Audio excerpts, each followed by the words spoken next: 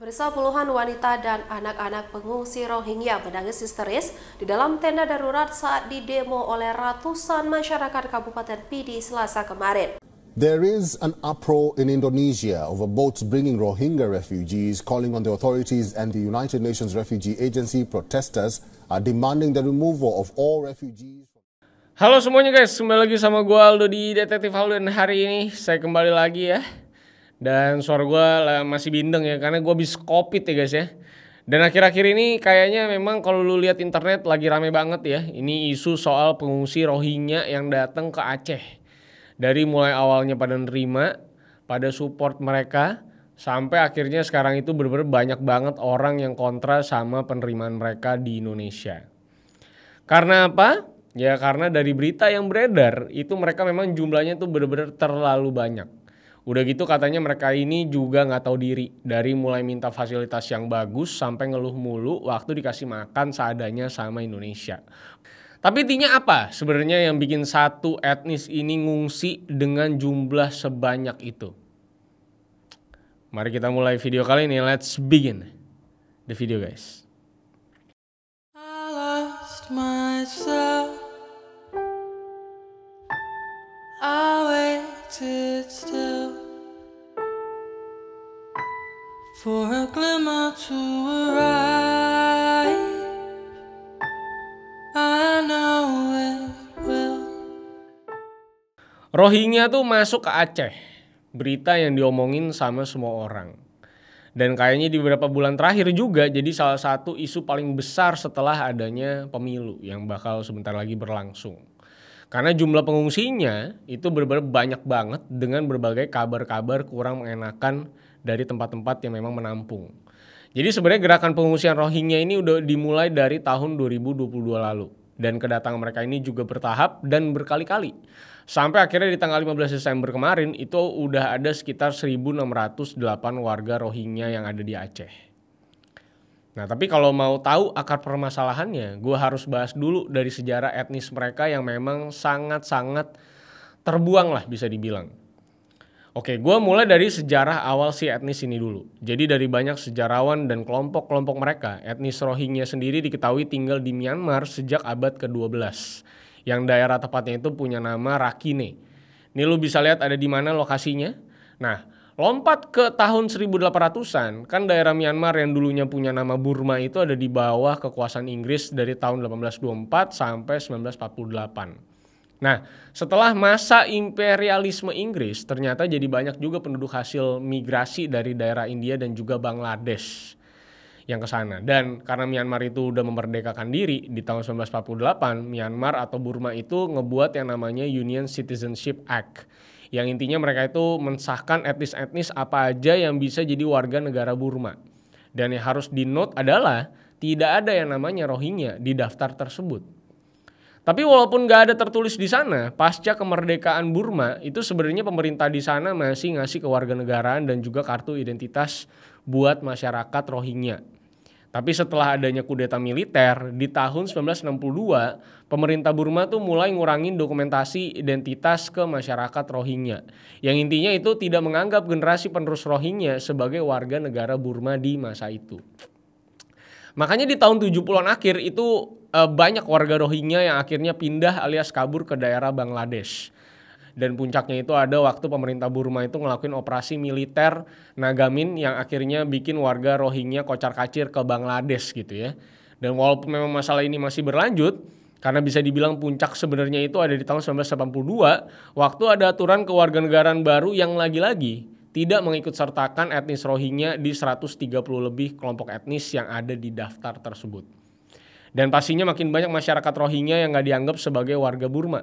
Karena ya buat sekedar daftarin diri sebagai warga negara Burma aja, mereka itu butuh nyerahin yang namanya bukti kalau keluarga mereka itu ada yang tinggal di Burma sebelum tahun 1948. Dan mereka juga kudu banget hatam alias lancar bahasa nasionalnya Burma.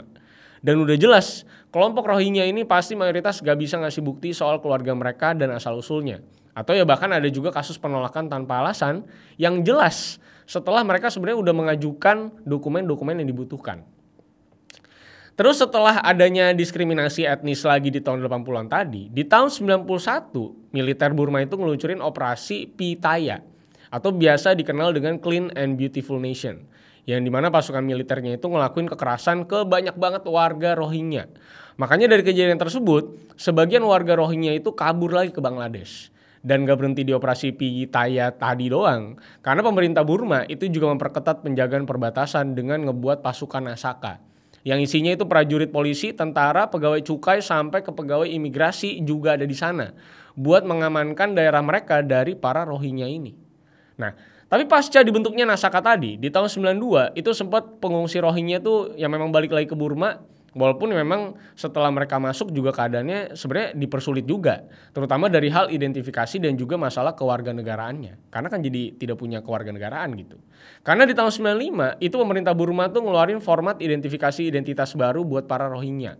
Yang namanya itu adalah White Card.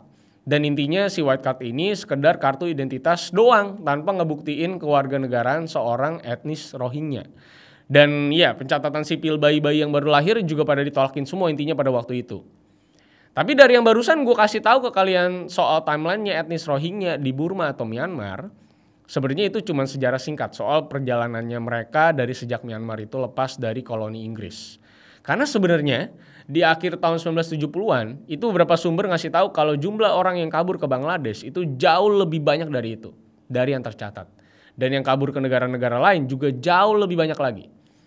Karena ya memang mereka ini nggak cuma dicap sebagai bukan warga negara doang di Myanmar, tapi seringkali mereka juga dianggap teroris yang ngebuat ricuh daerah Rakhine sama pemerintahan Myanmar.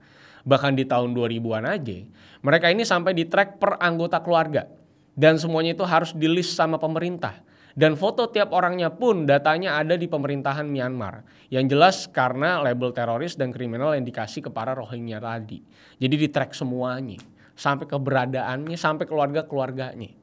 Dan lanjut lagi ke masalah si pengungsian tadi. Di tahun 2012 itu juga gerakan mengungsi ini mulai naik lagi setelah adanya penyerangan dari penduduk lokal Rakhine dan kelompok ekstremis ke kaum para Rohingya ini.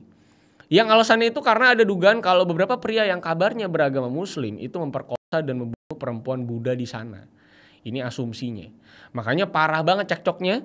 Bahkan itu bapak-bapak Myanmar pada bawa-bawa senjata kayak tombak dan lain-lain buat nyikat kaum Rohingya ceritanya. Apakah mungkin ini adalah sebuah buatan? Bisa jadi juga. Intinya rumah-rumahnya pada dibakar, tempat ibadahnya juga pada dibakar, dan bisa dibilang aparat keamanan juga nggak ngelakuin apa-apa buat ngeberhentiin hal ini. Ini mah udah biasa. Makanya dengan di era yang bisa dianggap udah modern dan informasi itu cepat banget nyebarnya, bulan Oktober 2012 ini jadi titik puncak segregasi lebih dari 120.000 Rohingya ke internment camps yang ada di Myanmar. Karena ya pasca kejadian ini warga Rohingya itu sangat terbatas akses kehidupannya. Dari mulai akses kesehatan, pendidikan, dan bahkan pekerjaan pun pastinya kagak ada yang mau nampung mereka. Makanya gak heran juga kalau segregasi yang dilakuin masyarakat dan pemerintah Myanmar itu juga semakin menjadi-jadi di tahun-tahun selanjutnya. Kayak contohnya di tahun 2014 itu mulai ada gerakan-gerakan ekstremis anti-muslim, lu bayangin. Sampai udah kena ke agamanya. Udah gitu pemerintahnya juga gak nge-cover penduduk Rohingya di sensus penduduk mereka juga. Dan mereka juga pastinya udah gak punya hak politik apapun, apalagi nyoblos. Tidak mungkin. Dan konflik ini juga makin diperpanas lagi di tahun 2016. Waktu ada kelompok pemberontak dari sisi Rohingya yang terbentuk dan aktif di daerah Rakhine bagian utara. Jadi kelompok pemberontak ini punya nama Arakan Rohingya Salvation Army atau ARSA. Yang dimana mereka itu nyerang pos-pos militer yang ada di perbatasan Bangladesh dan Myanmar. Dan hasilnya ada 9 polisi dan juga 4 tentara yang habis disikat sama mereka. Dan dari laporannya International Crisis Group, ARSA ini juga dapat suplai dan pelatihan dari organisasi militan Arab Saudi dan Pakistan katanya. Makanya dengan adanya ARSA ini, Myanmar akhirnya makin keras lagi gerakannya. Karena mereka itu di tahun 2016 itu ngelakuin operasi militer lagi. Yang besar-besaran banget. Dan ini mah istilahnya udah jadi QC 100% kalau di pabrik karena benar-benar semua warganya, perempuannya, anak-anaknya disikat semua. Dan akhirnya gerakan ini juga bikin sekitar 86.000 warga Rohingya itu kabur ke Bangladesh dan juga negara-negara tetangga kayak Malaysia, Thailand, dan juga Indonesia. Makanya lu bisa bayangin aja ya, udah seberapa banyak orang Rohingya yang kabur ke negara-negara tetangga mereka. Karena per tahun 2019 aja warga Rohingya yang ada di Bangladesh itu udah sekitar 900.000, lu bayangin. Apalagi kondisi sosial politik di Myanmar juga makin memanas lagi di tahun 2021 dengan adanya junta militer yang pastinya makin ngegiring kelompok Rohingya ini untuk keluar dari tanah Myanmar. Nah terus kalau kita kurang lebih tahu sejarah singkat dan timeline dari pasca kolonialisme Inggris selesai di Myanmar, apa yang dipermasalahin orang-orang kita sama kelompok etnis Rohingya ini? Gue mulai mungkin gak usah terlalu jauh ke awal mereka datang lah. Tapi mungkin ke tahun 2022 sampai 2023 ini. Jadi dari akhir tahun 2022 sampai sekarang gue syuting video ini di tanggal 20 Desember 2023. Udah ada sekitar 1.600-an pengungsi Rohingya yang datang ke Aceh lewat jalur laut. Yang jumlahnya itu terus bertambah dari waktu ke waktu. Jadi dengan kedatangan kapal-kapal itu kan udah pasti orang-orang lokal Aceh yang lihat ngebantuin dong gitu kan. Apalagi Indonesia terkenal dengan ramah tamah gitu kan. Apalagi kondisi kapal sama orang-orangnya juga udah ngenes banget. Udah pada kelaparan di laut. Dari mulai kapalnya juga udah pada bapuk sampai orang-orangnya juga udah pada lemes kan. Udah pada sakit juga selain kelaparan. Apalagi di wilayah Aceh juga ada aturan adat yang namanya Panglima Laut. Yang intinya nelayan itu harus nolong siapapun yang sedang kesulitan di laut. Memang kode etik sih sebenarnya, di laut juga sama begitu ya. Makanya itu pengungsi pada ditolong dan dibantu buat bisa dapat tempat ke daratan Aceh. Tapi makin ke sini dengan penambahan jumlah pengungsi yang terus menerus bergulung, makin banyak berita-berita yang bukannya bikin kita empati, tapi malah kesel gitu kita sebagai warga Indonesia. Kayak contohnya dari mulai mereka-mereka ini protes mulu, tiap dikasih makan katanya kurang banyak ya. Ini banyak orang Indonesia yang kelaparan, nah ini orang pada makan gratis tapi pada komplain ya. Minta fasilitas-fasilitas yang belum bisa dikasih ke mereka juga itu dikomplain ke mereka. Dan banyaklah isu-isu buruk soal mereka ini. Karena kalau lu ada di posisi mereka, gue yakin juga pasti kesel. Kita yang nonton aja kesel, gimana yang benar ada di sono. Udah mah mereka juga udah nyusahin orang sono, ngasih makan, ngasih tempat gratis buat ngungsi dari negaranya yang udah nolak mereka bahkan. Udah gitu ini orang-orang juga rencananya bakal dikasih dana bantuan dari pemerintah dan UNCHR atau bagian PBB yang ngurusin pengungsi. Makanya bisa dibilang kesel lah warga Aceh. Udah mah istilahnya numpang ke tanah mereka. Ini orang-orang dikasih bantuan tiap hari. Malah protes dan datang terus nambah banyak dan sifatnya sama gitu.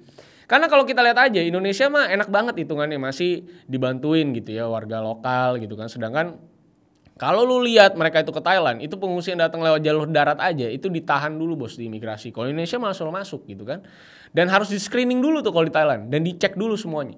Sedangkan ini warga Aceh yang sehari-hari masih kerja buat hidup dan ngebantuin mereka. Ya yang hidupnya juga mungkin belum kaya-kaya banget. Itu malah diprotes mulu. Banyak maunya sama kaum ini. Sama orang-orang ini. Dan memang isu ini juga ditambah lagi bumbunya sama penyelundupan manusia yang dilakuin sama Muhammad Amin, seorang warga Myanmar yang jadi tersangka kasus penyelundupan manusia ke Indonesia. Dan gak sampai di tindakan kriminalnya ini doang atau human trafficking, yang lebih bikin warga Indonesia emosi juga karena ini orang ternyata pernah jadi pengungsi di tahun 2022 bos. Enak banget kan ya, udah ngungsi terus jadi bandar yang masukin pengungsi lain yang tentunya dibayar sama orang-orang yang mengungsi tersebut pastinya kan, dapat duit dia. Jadi dia ini ngungsi ke Aceh di tahun 2022, terus sempat kerja ke Malaysia selama 7 bulan, terus balik lagi ke kamp pengungsian yang ada di Bangladesh. Dan setelah sampai di Bangladesh, ini orang malah ngumpulin warga Rohingya dan jadi bandar buat ngirim mereka ke Aceh. Tentunya dengan bayaran yang luar biasa. Jadi katanya dia itu dapetin sekitar 15 jutaan per orang loh bayangin. Jadi ada orang-orang Rohingya yang mengumpulkan duit 15 juta untuk bayar dia untuk bisa masuk ke Indonesia. Dan dia udah ngebawa 137 orang ke Indonesia. Itu angkanya harusnya 2 miliar rupiah. Jadi setelah dapat mau 2 miliar itu, dia setorin duitnya ke orang bernama Yunus di Bangladesh. Dan sekitar 300 juta dari duitnya itu dia pakai buat beli kapal, buat bawa 137 orang tadi ke Aceh. Dan sekitar 2 orang dari kumpulan pengungsi itu juga nggak punya kartu pengungsi UNCHR. Alias ya orang yang dibawa ke sini secara gelap aja gitu, emang buat nyari kerja atau apapun lah. Entah dilepas di mana gitu kan, biar jadi penduduk gelap. Makanya ini jadi dilema juga buat masyarakatnya. Yang di satu sisi juga mau ngebantu gitu ya. Tapi di sisi lain ini orang-orang pengungsi malah ngeberatin hidup mereka yang sebenarnya juga banyak yang belum hidup berkecukupan. Itu kan tentunya orang Aceh juga gak semuanya orang kaya. Mana ada satu daerah isinya semua orang kaya kan juga gak ada gitu kan. Dan terlebih lagi masalah pengungsi Rohingya ini juga bisa jadi kejadian karena memang pemerintah Indonesia dan Pemda di sana yang kabarnya juga kurang sigap dan seakan-akan lepas tangan nyuruh warga lokalnya buat yang ngurusin hal ini. Sehingga mereka sendiri juga kewalahan pasti ya kalau orang-orangnya datang terus-menerus tanpa dibatasin dan mungkin tanpa bantuan pemerintah yang lebih dalam. Apalagi konteks pengungsian Rohingya ini juga beda dari pengungsian lain yang pernah ada atau mungkin mencari Swaka dan kawan-kawannya. Kayak zamannya pengungsi Vietnam dulu kan dipisahin tuh dari warga lokal Indonesia di Pulau Galang. Dan di sana juga fasilitasnya ada semua. Dari mulai tempat ibadah sampai penjara buat para kriminal itu juga ada di sana. Dan yang paling penting mereka juga kan pasca konflik di negara mereka selesai ya tentunya bisa dipulangin lagi. Yang walaupun realitanya cukup sulit, tapi at least ada gitu tanah tempat tinggal mereka di Vietnam tuh bisa mereka tinggalin lagi lah, intinya bisa dikembalikan ke negara asalnya. Tapi beda ceritanya sama etnis Rohingya ini karena mau sampai kapan mereka di sini dan kalau mau diterima sebagai warga negara pun tentunya harus dipersiapkan semuanya secara matang sama pemerintah supaya beneran bisa damai gitu prosesnya karena ini kan tidak bisa dibalikin lagi gitu. Karena kalau kita balik lagi ke hukumnya, sebenarnya Indonesia tuh kan punya hukum positif yang ngatur tentang penanganan pengungsi dari luar negeri yang ada di pasal 3 Perpres 125 tahun 2016. Tapi kalau sampai sejauh ngasih tempat tinggal tetap atau bahkan sampai pekerjaan, kayaknya bakal susah juga buat dilakuin karena Indonesia sendiri aja kan masih punya banyak pengangguran yang belum keurus banget. Angka pengangguran masih cukup tinggi di Indonesia. Dan soal tempat tinggal permanen pun masih cukup banyak orang lokal yang belum punya tempat tinggal layak. Jadi kalau itu dikasih ke Rohingya kan orang-orang Indonesia sendiri yang bayar pajak gitu ya. Itu kan pasti ngomel dong gitu kan. Jadi ya dengan terlambatnya respon pemerintah waktu mereka pertama kali datang ini akhirnya bikin warga di daerah-daerah pengungsian ini jadi kesusahan. Dan buat gue pribadi pun cukup wajar buat orang-orang lokal di Aceh sampai marah sama UNHCR dan nolak pengungsi akhirnya. Karena intinya malah ngebebanin mereka dan secara realita pun mereka kan pasti jadi mikir. Ini perut orang-orang Indonesianya sendiri aja belum semuanya kenyang. Tapi ini orang-orang yang baru datang malah dijamu dengan lebih mewah gitu kasarnya daripada orang-orang sendiri yang mungkin tiap pagi bangun pagi banting tulang sampai malam buat hanya beli makanan buat keluarganya mungkin. Makanya ini jadi sebuah dua opsi yang gak bisa dilakuin dua-duanya. Dan harus dipilih salah satu. Antara keamanan warga kita sendiri atau kemanusiaan para pengungsi yang gak punya tanah buat tinggal. Walaupun ya tetap ini juga kan berita gue sadu dari media. Pasti warga Aceh atau kalian yang di Aceh boleh langsung kasih tahu gimana kondisi dan situasi realnya di sana. Mungkin di kolom komentar kita bisa cerita-cerita bareng. Karena ini kan yang gue baca. Supaya kita bisa diskusi sama-sama di kolom komentar terkait berita-berita yang beredar di mana-mana ini. Tapi itulah namanya sebuah hidup ya. Pasti kan ada aja gitu ya. Apalagi dunia seluas ini dengan segitu banyak orangnya pasti ada aja yang memberikan dinamika kehidupan gitu ya. Tapi silakanlah kita berdiskusi di kolom komentar. Terima kasih sudah nonton sampai akhir video ini. Ini adalah sebuah pandangan dari gua terkait dengan Rohingya ini tanpa mendiskreditkan apapun, hanya membahas social issue yang terjadi saja. So kalau misalkan suka dengan video kali ini silahkan like, share, dan subscribe. Follow gua di telepon satu. Sampai jumpa di video selanjutnya. Masih banyak hal yang bisa kita bahas. So see you on the next video guys. Myself, I waited still for a glimmer to